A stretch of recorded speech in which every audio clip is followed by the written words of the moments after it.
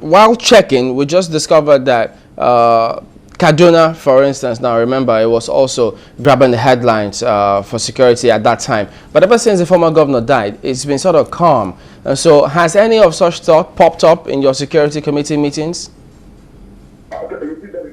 Repeat that again. I mean, while checking, we discovered that Kaduna for some time now has been quiet, and one wonders, what did they do differently? I mean, ever since the former governor died, it's been sort of calm. And I just remember you were talking about the socio-political import to all of this. Sure. I don't know what meanings you want one wants to read to that. I think if anybody thinks he can intimidate the rest of us, I can assure the person that in no time the gun he's shooting somewhere else will turn back to hit the person himself.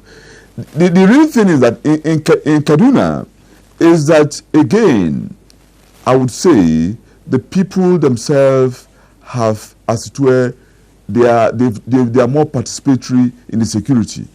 If you go to Kaduna, the Kaduna South, people are there ready.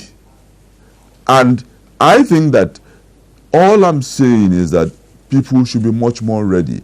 It's like how I commend our people in Lagos, that our people in Lagos should be much more ready. Our people everywhere else should be much more ready. It is their right.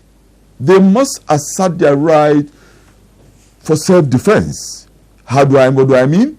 Their leaders must make sure that they get involved in their own security. Nobody should be intimidated to think that security belongs only to one person or the other. There's this saying that he who comes to equity must come with clean hands. Now, a lot of Nigerians are bothered about the fact that most of the people at the national conference do not have the interest of the nation at heart. They are not coming in there with that desire to see the nation move forward. So putting out a call to the people to get involved in different aspects of the nation, why should they follow? Why should they listen to you when the members of the national conference can't even seem to agree on any issue? Please, you see, first of all, I would say that I know that all my years and long life, Nigeria has given me so much. And this is why I urge to Nigerians that to do all I'm doing, and I know that this is a great country, a country with so much resources, both natural and human capacity. This country can be better than it is. A number of us in the conference are dedicated to this. I wouldn't say that the likes of Professor Akin Oyobode, Femi Falana, Joe Odumakins or the Odumakins, and of course, even amongst us, Gani Adams, that we are there to, we're not. We are all committed. But what I must say, the implications of what you are saying is that the challenge is to some members of us in delegates who should stop playing, trying to just address issues of their own immediate needs, but rather to see that even if you accumulate all this wealth, you cannot, if you can't live, or if your people cannot live in security, what's the point of the wealth? So I think with this, well, what I have seen in the conference, many of us are now rising up to, many more delegates are now concerned. Please, I must say that we must give our people a chance. It's not a time to blame people's past. In fact, those who think that have been bad, they are the ones, in fact, who have the knowledge of the intrigues of what has taken us to the intrigues that has led us to where we are. If you exclude them, how would you know how to deal with the situation at hand? I think what I call for is that we must all stop blaming each other. We must all, please try to work for our own country. God has blessed us with a great country, great people. What has been lacking is in the minds of our leaders. They need to stop being kleptomaniac. What do I mean? The demon that drives people to want to enrich themselves is what we need to deal with. And the way to deal with it is that we must have a structure that does not encourage that. The existing political structure where you take from people you rob from Paul or from Peter, and you take from some people. Basically right now, we are taking from Niger Delta and Lagos and now sharing to other people.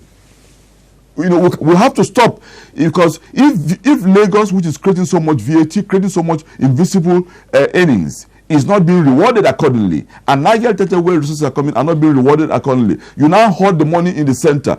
This is, to me, legitimate stealing by the center. And what do you get back? This up again. I mean, can you hear me?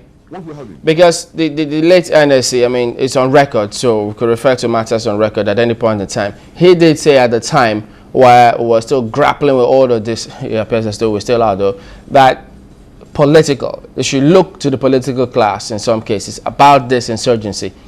Do you even think that we're pulling our weight politically across board now, local government, states, and at the federal level? Are we doing the right things politically now?